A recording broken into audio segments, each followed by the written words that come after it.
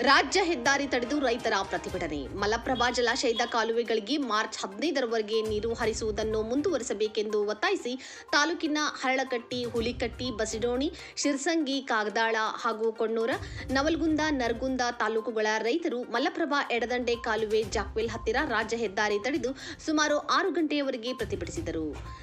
Dam ಅಧೀಕ್ಷಕ engineer Subhas ನಾಯಕ ಸ್ಥಳಕ್ಕೆ ಆಗಮಿಸಿ ಮಾತನಾಡಿ, ಐಸಿಸಿ ಸಭೆಯ ನಿರ್ಣಯದಂತೆ ಫೆಬ್ರವರಿ 21ಕ್ಕೆ ಸ್ಥಗಿತಗೊಳಿಸಲು ತೀರ್ಮಾನಿಸಲಾಗಿತ್ತು. ಇದೀಗ ಶಾಸಕ ವಿಶ್ವಾಸ್ ವೈದ್ಯ ಹಾಗೂ ರೈತರ ಒತ್ತಾಸೆ ಮೇರೆಗೆ ಈ ಅವಧಿಯನ್ನು ಫೆಬ್ರವರಿ 28ರವರೆಗೂ ಹರಿಸಿ ಸಂಜೆ ಸ್ಥಗಿತಗೊಳಿಸಲಾಗುವುದು. ಸೂರ್ಯಕಾಂತಿ, ಕಡಲೆ, ಗೋವಿನ ಜೋಳ ಸೇರಿ ಹಿಂಗಾರು ಬೆಳೆಗಳಿಗೆ ನೀರಿನ ಅವಶ್ಯಕತೆ ಇದೆ.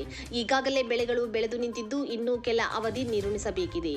ಬೇಸಿಗೆಯೂ ಆರಂಭವಾಗುತ್ತಿದ್ದು ಬೆಳೆಗಳಿಗೆ ನೀರಿನ ಅವಶ್ಯಕತೆ ಹೆಚ್ಚಿದೆ. ಸಕಾಲಕ್ಕೆ ನೀರು ಕೊಡದಿದ್ದರೆ ಸದ್ಯಕ್ಕಿರುವ ಬೆಳೆಗಳು ಕಮರುತ್ತವೆ.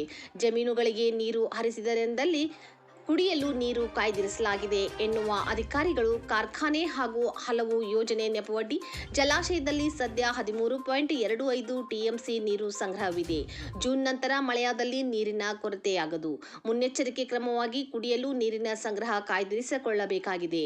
ಕಾರಣ ಸದ್ಯ ವಾರದವರೆಗೆ 1ರಿಂದ 1.5 ಟಿಎಂಸಿ ನೀರು ಹರಿಸಲಾಗುವುದು ಎಂದರು. ಈ ಸಂದರ್ಭದಲ್ಲಿ ಮಹಾಂತೇಶ್ ಪಂಚೇನವರ್, ಶಂಕರ್ ಅಂಬಲಿ, ಎಸ್ಆರ್ ಪಾಟೀಲ್, ರಾಯನಗೌಡ್ರ, ಮಹಾಂತೇಶ್ ಕೆಂಚನಗೌಡ, ರಾಯನಗೌಡ್ರ ಉಪಸ್ಥಿತರಿದ್ದರು. ಅದನ್ನ ಮೊದಲಾಗಿ ಖಂಡಿಸ್ತಾ ಇದ್ದೇವೆ. ಮತ್ತು ಈ ಭಾಗದಲ್ಲಿ ಜಾನುವಾರುಗಳಿಗೆ ಕೊಡಲಿಕ್ಕೆ ಕೆರೆಗಳನ್ನು ತುಂಬಿಲ್ಲ. ಇನ್ನು ಅವನು ತುಂಬುವಂಥದ್ದು ಅವಶ್ಯಕತೆ ಐತೆ.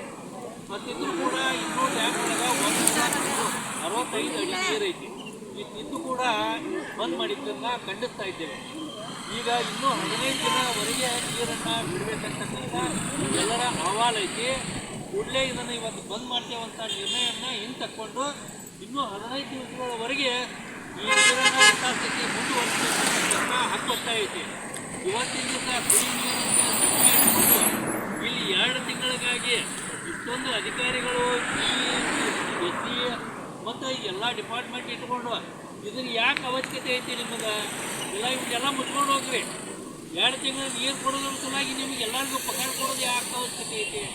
ಕಾರಣ ಬಂದಾಗ ಹಾಸ್ಕೊಂತಾರ. ಅದಕ್ಕಾಗಿ ನೋಡ್ರಿ, ನೀವು ಕುಡಿಯೋಕ್ಕಂತೇಳಿ ಇಷ್ಟೊಂದು ನೀರು ಇಟ್ಕೊಳಕತ್ತೀರಿ. ಈ ಮೊದಲನೇದಾಗಿ ಇಲ್ಲಿಗ ಕಾಲುವೆಗಳನ್ನು ಅಭಿವೃದ್ಧಿಪಡಿಸಿಕೊಂಡು ಇಷ್ಟೆಲ್ಲ ಖರ್ಚು ಮಾಡಿ 2 ತಿಂಗಳು ನೀರು ಕೊಡೋಕೆ ಆಗಲಿಕ್ಕಂದ್ರೆ ಇಷ್ಟೆಲ್ಲ ಯಾಕೆ ಖರ್ಚು ಮಾಡಬೇಕಾಗಿತ್ತು ನೀವು?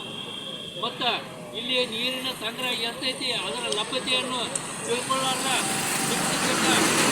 ವ್ಯರ್ಥ ಮಾಡಿ ಇವತ್ತು ಮಾಡ್ತಿದ್ದೀರಿ, ಅವೈಜ್ಞಾನಿಕವಾಗಿ ಮಾಡ್ತಾ ಇದ್ದೀರಿ. ಇದರಿಂದ ಈ ಡ್ಯಾಮಿನ ಕೆಳಗಡೆ ಭಾಗದ ರೈತರಿಗೆ ಅನ್ಯಾಯ ಆಗತಕ್ಕಂಥದ್ದನ್ನು ನಾವು ಖಂಡನೀಯವಾಗಿ ತೋರಿಸ್ಕೊಳ್ತಾ ಇದ್ದೇವೆ.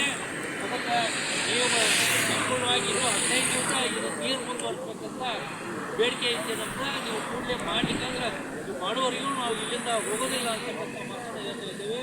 ಕರ್ನಾಟಕ ರೈತ ಸೇನೆ, ಶಂಕರಗೌಡ ಪಾಟೀಲ್.